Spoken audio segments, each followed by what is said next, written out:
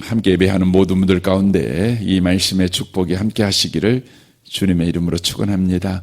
지금 우리는 갈라디아서 5장 25절에 있는 말씀을 우리가 나누고 있습니다. 만일 우리가 성령으로 살면 또한 성령으로 행할지니, 우리가 성령으로 행하는 삶을 살아갈 수 있는 그 근거가 바로 성령께서 우리를 바로 새로운 삶을 허락하셨기 때문이라는 것이죠.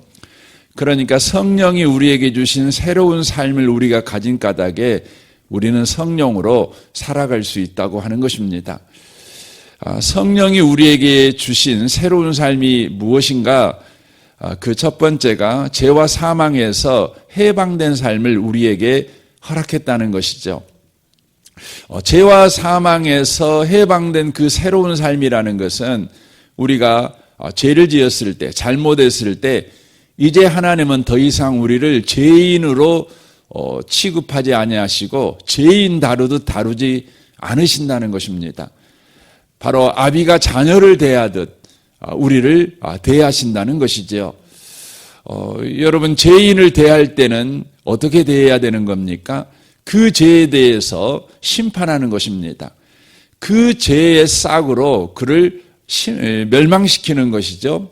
저주로 그를 대하는 것이죠.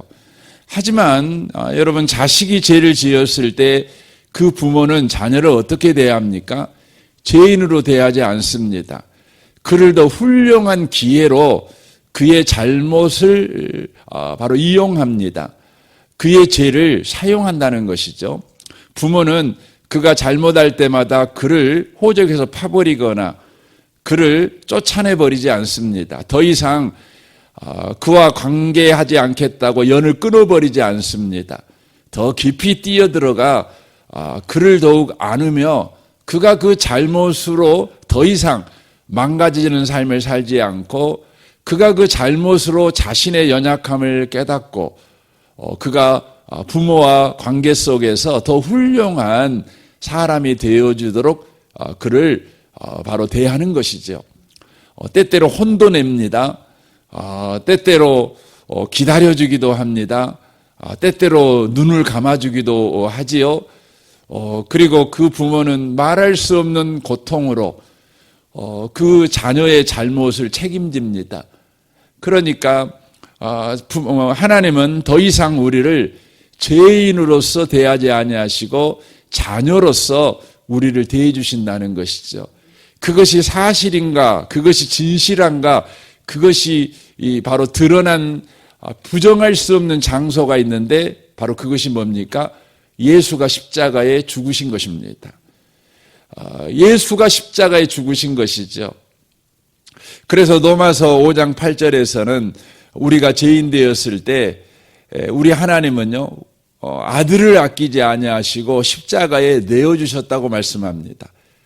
그것이 하나님의 사랑의 바로 확증, 하나님의 사랑의 부정할 수 없는 증거다, 이렇게 우리에게 바로 말씀해주고 있는 것입니다. 사랑하는 성도 여러분, 저와 여러분은 성령으로 말미암아 새로운 삶을 받았습니다. 하나님은 이제 더 이상 여러분과 저를 죄인 취급하지 않으실 것입니다. 자녀로 대해 주실 것입니다. 이 놀랍고 신비한 인생이 예수 믿는 저와 여러분의 인생인 것을 놓치지 마셨으면 좋겠습니다. 오늘 두 번째로는 여기 26절에 말씀하고 있죠. 성령도 우리 연약함을 도우시나니 우리는 마땅히 기도할 바를 알지 못하나 오직 성령이 말할 수 없는 탄식으로 우리를 위하여 친히 간구하시느니라 라고 말씀합니다. 우리가 기도하지 못할 때, 우리가 연약할 때에, 우리가 어떤 신에게 빌지 않을 때에 오직 여러분, 우리를 위해서 기도해 주는 신이 있다는 것입니다. 여러분, 세상에 이런 신이 어디가 있어요? 어떤 신도요, 우리가 와서 기도하기를 요구합니다. 아니, 우리가 와서 기도하는 것 자체도 요구하지 않습니다. 우리가 자발적으로 가서 그 신 앞에 가서 기도하는 것이죠. 그 신은 우리에게 기도할 때마다 이것저것을 요구하지요. 세상의 모든 신들은 그렇습니다. 그래서 여러분, 세상의 신들 앞에 가서 우리가 구하려면 여러분 바리바리 뭔가를 싸가지고 가야 돼요. 여러분, 신 앞에 가서 기도할 때에 맨손으로 가잖아요. 그러면 그의 기도는 응답될 태교에 없습니다. 여러분, 세상 신에게 가장 중요한 건 뭡니까? 정성을 보여주는 것입니다. 우리가 바리바리 싸가지고 가가지고 그 신의 마음을 흡족하게 해줘야 되는 것이죠. 이게 여러분, 세상 신들이 바로 우리에게 요구하는 것이고, 세상 신들에게 우리가 이쁨을 받으려면 우리는 그렇게 해야 된다는 것이 여러분, 고대로부터 흘러내려오는 신들과의 관계하는 방식 아니겠습니까? 그래서 여러분, 우리 기독교인들이 이런 그 세상의 신들에 대한 배움, 이것이 몸속 뿌리 깊이 박혀 있기 때문에 예수를 믿은 이후에도요, 저와 여러분은 그런 그 신들을 섬기는 것처럼 하나님을 섬기려고 하는 경우가 있다고 하는 것이죠. 여러분, 하나님은요, 빈손으로 나와도 됩니다. 돈 없이 나와도 됩니다. 그래서 여러분, 이사야 55장에 그러잖아요. 다 나오라 그러는 겁니다. 돈 없는 사람도 나오고, 뭐 자랑할 것도 없는 사람도 나오고, 뭐 내세울 것 없는 사람도 나오고, 다 나와라. 다 나와라. 다 나와서 내가 너를 만나줄 테니까 누구든지 거리끼지 말고 나와라. 이렇게 요구하시는 것이죠.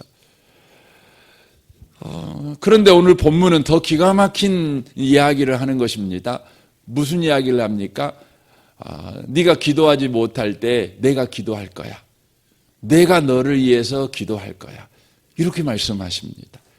여러분, 세상에 이런 신이 어디가 있어요? 우리를 위해서 기도해 주는 신, 우리를 위해서 강구하는 신. 여러분, 기도하고 강구는 여러분 느낌적으로 다르잖아요. 기도는 뭔가 좀 이렇게 갖추어서 하는 기도같이 느껴지고, 강구는 그냥 막 생떼를 쓰는 것 같은 느낌이 들잖아요. 안 들어주면 안 될 것 같은 느낌이 들지 않습니까? 그런데 성령께서 우리를 위해서 기도할 때요, 강구하신다고 표현을 쓰고 있어요. 들어주면 좋고 안 들어주면 말고 이런 기도를 하는 것이 아니라 반드시 들어주셔야만 되는 기도를 우리 성령께서 바로 하나님 아버지께 하고 있다, 이렇게 성경이 이야기합니다. 그러니까 성령께서 우리에게 허락한 생명이 뭐냐? 그러면 바로 성령께서 기도로 우리를 도와주시는, 우리를 위해 강구해 주시는 바로 그런 생명을 저와 여러분이 받았다는 거예요. 얼마나 기가 막힙니까? 저는 이 아침에 오신 복 있는 성도 여러분, 오늘 하루 여러분과 제가 내가 오늘 기도하고 살아야지, 그거 굉장히 놀라운 그 기억이고 놀라운 회심입니다. 그래서 여러분, 나 오늘 기도해야지, 기도 안 했네, 기도하고 살아야지, 그러십시오. 잘하신 것입니다. 그러나 여러분, 혹시 여러분이 오늘 하루 기도를 못하고 잠에 들어야 될 때 이걸 꼭 기억하세요. 뭡니까? 내가 기도하지 않을 때에도 성령은 나를 위해 기도하고 계셨어. 이거 기억하셨으면 좋겠어요. 여러분, 예수 믿는 사람들이 그 기독교 신앙, 즉 성경이 말하는 신앙을 하지 않고 무속적인 신앙을 하는 경우가 있어요. 그것 중에 하나가 뭐냐면, 기도하지 않아서 내가 망하게 됐어. 기도하지 않아서 내가 요즘 어려움을 겪고 있어. 이것에 꽉 사로잡혀 사는 경우가 있어요. 물론 여러분, 기도하지 않아서 하나님이 너 기도하고 살아야지 하고 정신 차리라고 우리를 혼내키는 경우가 있어요. 그러나 저와 여러분이요, 더 근본적이고 본질적인 하나님과의 우리의 관계를 여러분과 제가 놓치시면 안 됩니다.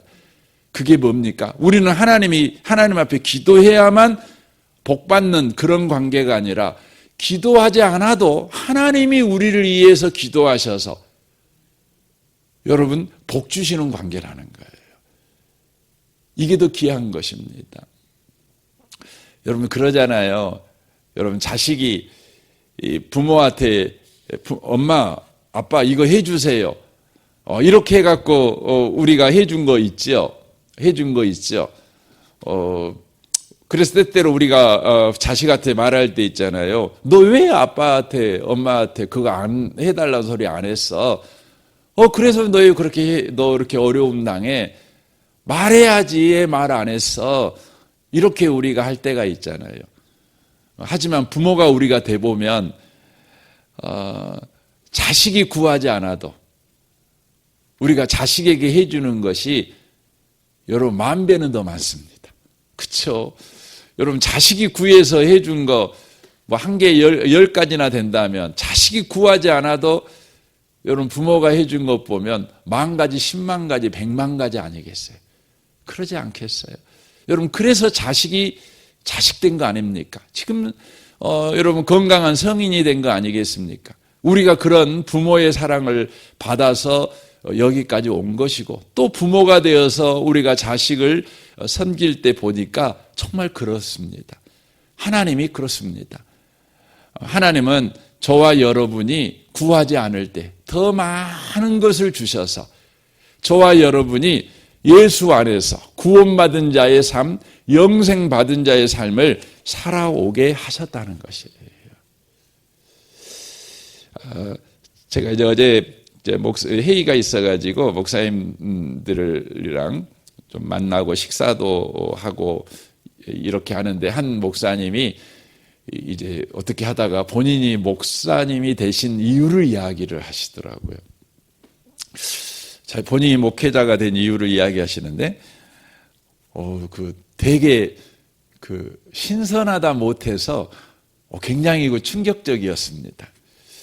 이분은 굉장히 부잣집의 아들이었어요. 둘째 아들이었는데, 집에 돈이 넘쳐나게 많았어요. 그러니까 서랍만 열면 돈이 막 가득가득 있는 집이었어요. 그러니까 돈이 부족한 줄 모르죠. 근데 이제 사춘기가 되니까 친구들 만나고 이러면 부모가 주는 옛날에 용돈이 있겠습니까? 저 생각하면 용돈 받아본 적이 없다는 기억이 있는데 그분은 용돈을 받을 만큼 그렇게 부유했는데 친구들하고 하도 이렇게 싸돌아다니며 놀다 보니까 돈이 부족하잖아요. 그러니까 부모님한테 말도 안 하고 그냥 가져다가 쓰고 막 그러죠. 근데 친구들하고 사춘기 때 놀러 다니면 여러분 고아원에 가서 봉사활동 하느라고 돈 쓰겠습니까? 선한 일 하느라고 돈 쓰겠습니까? 맨 나쁜 짓 하고 다니느라고 돈 쓰는 거죠. 그러니까 얼마나 나쁜 짓을 많이 하든지 늘 경찰서에 유치장에 잡혀 있었답니다. 그러면 아버지가 또 오셔갖고 또 동네 또 유지니까 시골이니까 다 아는 관계니까 아이고 내 아들 좀 봐줘 해갖고 이제 풀려나오고 그랬답니다. 그렇게 수십 차례를 하셨답니다. 근데 이제 이 아들은 그런 부모의 사랑을 모르고 나는 죄 지어도 우리 아버지 빼고 언제 나올 수 있어. 이제 이런 마음이 커지는 거죠. 우리 아버지가 나 빼오려면 얼마나 부끄러웠을까. 이런 생각 안 하는 거죠. 그러면 속든 자식이잖아요. 그럼 안 하죠. 근데 내 아버지는 나는 이런 빽이 있어. 그러니까 자식이 친구들한테 더 그냥 자랑하면서 더 죄 짓고 사는 거죠. 근데 한 번은 또 사고를 쳐서 유치장에 갔어요. 갔는데 친구들은 다 이렇게 이제 부모님이 하고 다 빼갔어요. 근데 자기는 제일 먼저 달려와야 될 아버지가 안 오시는 거예요. 하루가 멀다고 하고 하루 넘기기 전에 항상 빼주셨던 아버지가 친구들은 이제 다 나갔는데 이틀이 돼도 안 오고 3일이 돼도 안 오고 4일이 돼도 안 오는 거예요. 이거 이제 그러다가 이거 이제 잘못하면 이제 검사로 이제 검찰로 넘어갈 판인 거예요. 그러니까 이제 애를 닫는 거죠. 원망도 나오고 불안하고. 그때요 아버지가 안 온 이유가 있었어요. 이 아버지는 독실한 온불교 신자였어요. 독실한 온불교 신자였어요. 근데 항상 이 자식이 이제 걱정이 되는 거죠. 그런데 이제 동네에 한 분이 예수를 믿었어요. 예수를 믿어갖고 어느 날 이제 아들이 이 유치장에 있는데 또 아들 빼러 갈 수밖에 없지만 그래도 어떻게 아들을 사람 만들어야 된다. 방법이 없는 거예요. 근데 어쩌다가 그 예수 믿는 그분하고 이렇게 이야기를 나누는데 그분이 대뜸 이런 이야기를 했어요. 사람 만들려면 신학교 보내야 된다고. 그런 거예요. 사람 만들려면 신학교 보내야 된다고. 그랬더니 이 아버지가 진짜 그 신학교 가면 사람 되냐고. 하나님 믿으면 하나님 믿으면 사람 되냐고. 그랬더니 이분이 진짜 사람 된다고. 그러니까 이 아버지가 독실한 온불교 신자예요. 그 적을 다 이렇게 우리로 말하면 그 명부에 올린 거예요. 이렇게 우리로 말하면 그 교회 교인 등록이 돼 있는 분이셔요. 많은 돈이 있으니까 많은 돈도 이렇게 그분은 헌금하시고 이런 분이신데 그 말 듣고 자식 사람 만들 수 있다. 예수 믿으면. 예수 믿는 정도가 아니라 신학교 보내뿐만. 그러니까 이 말 듣고요. 고민하다가 4일째 아들한테 찾아갔어요. 찾아가고 말했어요. 네가 신학교 간다면 빼주고 안 간다 그러면 그냥 너 그냥 감옥 가라. 너 사람 못 돼. 그런 거예요. 근데 이분도 예수 믿는 게 아니에요. 교회를 한 번도 가본 적도 없고 이분도 온불교에 이렇게 올라가 있는 분이죠. 그런데 이제 4일 동안 있으니까 얼마나 불안했겠어요. 젊은 이제 어린 아이인데. 예. 그러니까 그 말 듣고요. 빼주기만 하면 가겠다고 그랬대요. 하고 빼줬는데 보통 우리가 그러잖아요. 빼주면 또 마음 바뀌어가고 안 가잖아요. 뭐 신학교 가본 적도 없고 교회라는 데를 가본 적도 없는데 근데 그때부터 교회 갔대요. 교회 가가지고 어저께 우리가 그 교회 앞을 지나가는데 이제 저가 우리 모교회다 그러면서 이야기를 시작하신 거예요. 그 목사님이 이제 해갖고 세례를 받아갖고 신학교로 온 거예요. 제가 그 말씀 들으면서 오늘 말씀 아침에 설교를 하려고 이렇게 생각하는데 그 말씀이 생각나는 거예요. 하나님께서 이분을 선택하셔가지고 하나님께서 이분을 이런 방식으로 구원하시네. 이런 방식으로 목회자가 되게 하셨네. 근데 왜 그랬을까? 바로 성령께서 이분을 위해 기도하셨구나. 이분이 기도하지 않을 때, 이분이 그냥 세상에 우상 숭배하고 다닐 때에도 우리 주님이 기도하셨구나. 그래가지고 뭐 합니까? 여기 28절을 봐보세요. 우리가 알거니와 하나님을 사랑하는 자 곧 그의 뜻대로 부르심을 입은 자들에게는 모든 것이 합력하여 선을 이루었다 이렇게 돼 있어요. 근데 모든 것이 합력하여 선을 이루었다는 그 구체적인 내용이 29절부터 기록돼 있거든요. 봐보세요. 하나님이 미리 아신 자들을 또한 그 아들의 형상을 본받기 위하여 미리 정하셨으니, 그러니까 성령이 기도해 주시니까. 그러니까 태어나지도 않았을 때부터 이 사람은 하나님 구원해 주세요. 하나님의 자녀로 정해 주세요. 그런 것이죠. 그리고는 그가 태어났어요. 그러니까 이제 하나님께 또 기도하는 거죠. 하나님, 이 사람이 이제 태어났어요. 하나님이 이미 하나님 자녀로 정하셨잖아요. 근데 지금 하나님 모르고 그냥 엉망진창으로 살아요. 그래도 하나님, 주님이 정하셨으니 주님 불러주세요. 하나님의 백성으로 불러주세요. 하고 성령이 계속 기도하는 거죠. 기도하는 것입니다. 그랬더니 그에 있었던 모든 삶, 그 목사님 같은 경우는 그냥 온불교 독실한 아버지 밑에서 돈 많은 그 아버지 밑에서, 그런데 그것이 다 죄 짓는 일이었잖아요. 죄 짓는 일이에요. 그런데 그 죄 짓는 일이 결국은 합력에 뭘 이루어 버려요? 여러분, 속성으로 예수 믿었다니까요. 속성으로 신학교 갔다니까. 저 같은 사람은 신학교 가갖고 목사 되는데 내가 세상에서 제일 어려운 게 뭐야? 두 가지라고 생각해. 나는 여기 그 밑에 그 옛날에 유치원으로 썼던 데가 그 옛날에 신학교 기숙사였거든요. 제가 여기 기숙사 갖고 제 친구한테 그 밤에, 저는 이제 집이 있어서 왔다 갔다 했을 때인데 친구한테 갖고 제가 1시간 동안 울었어요. 너무 힘들어가지고. 힘들면서 친구한테 말해요. 야, 세상에서 목사 되기가 이렇게 어렵냐. 또 하나 어려운 내 장가 가는 거였거든요. 난 정말 그 목사 되고 장가 가는 게 이렇게 어렵냐. 그래서 내가 막 울었던 기억이 있어요. 너무너무 힘들었어요. 근데 우리 어제 만난 그 목사님은요, 그 울었던 과정은, 저는 우리 아버지가 목사님이었다니까요. 그분은 온불교 거식이고,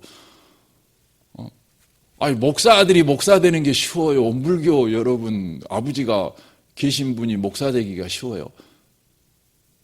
그분은 속성으로 되고 나는 지질이 고생하다 목사했다니까요. 참 신기해요. 그러니까 그런 것이 합력해갖고 그분은요, 된 거예요. 그리고 저는 또 생각해 보면, 그런 과정을 또 통과해갖고 또 현재의 목사가 된 거예요. 지내놓고 생각해 보면 버릴 것이 없었어요. 하나님 안에. 그럼 제가 왜 이렇게 됐냐? 그분은 왜 이렇게 됐냐? 성령이 우리가 연약할 때, 기도하지 않을 때,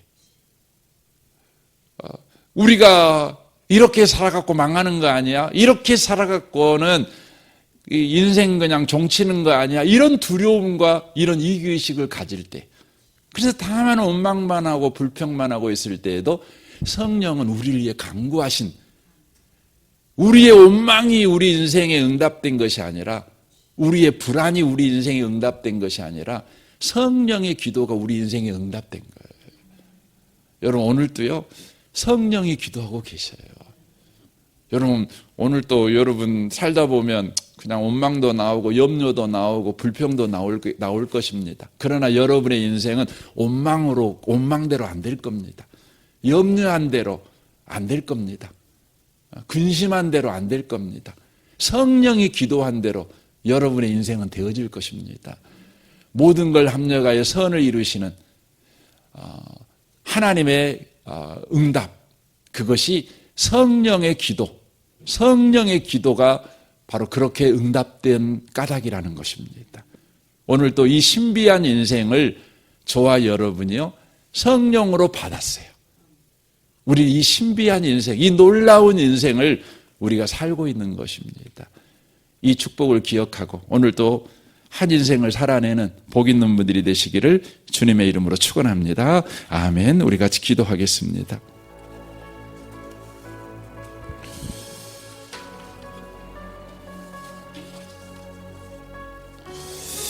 하나님 감사합니다. 성령님 감사합니다. 오늘 또 나를 위해서 기도해 주신다니 감사합니다. 모든 걸 합력하여 선을 이루시는 주님의 하나님 아버지의 기도 응답이 성령의 기도 까닭인 것을 알게 하셔서 감사합니다. 우리가 원망하고 살지만, 또 어려움 때문에 전전긍긍하고 살지만, 또 불평하고 살고, 그런데 우리의 이런 말들이 다 우리 인생의 열매가 되지 않고 성령의 강구가 우리 인생의 열매가 되게 하셔서 감사합니다. 이 신비한 인생을 살고 있다는 걸 기억하고 오늘 또 믿음으로 살아가는 우리가 되게 하시옵소서. 우리가 그렇게 이 아침에 여러분 자신을 위해, 여러분 가정을 위해, 또 직장과 또 우리 성도들을 위해서 또 중보해 주시면 좋겠습니다. 우리 대학 청년부 우리 김지웅 목사님과 우리 청년 대학생들을 한 명 한 명을 위해서 여러분 기도해 주십시오. 여러분 이 나라와 이 민족과 북한과 열방을 위해 기도해 주십시오. 특별히 대통령 탄핵 선고를 앞두고 지금 이 나라가 극단적으로 분열되어 있습니다. 주님, 이 나라를 불쌍히 여겨 주옵소서. 예수 안에서 통일되게 하시고 예수 안에서 한마음 되어 주님, 이 민족이 이 위기에서 구원받게 하여 주옵소서. 우리가 이때에 더욱 기도하게 하시고 우리의 마음도 오직 예수로 충만하는 시간 되게 하옵소서. 이때의 정치적인 여러 상황에 우리 마음을 빼앗겨 주님, 우리도 세상 사람처럼 이편 저편의 마음을 빼앗기지 않게 하시고 항상 우리의 마음이 예수로 충만하게 하여 주시고 이 민족이 그렇게 되게 하옵소서. 여러분 특별히 이 나라를 위해서 또 저 북한 땅에 주의 복음이 속히 충만해지는 날을 위해서 여러분 이 아침에 또 열방을 위해 선교사님들을 위해서도 기도해 주시면 좋겠습니다. 우리 좋으신 주님께 통성으로 구하겠습니다. 기도하겠습니다. 오 하나님 아버지 감사합니다.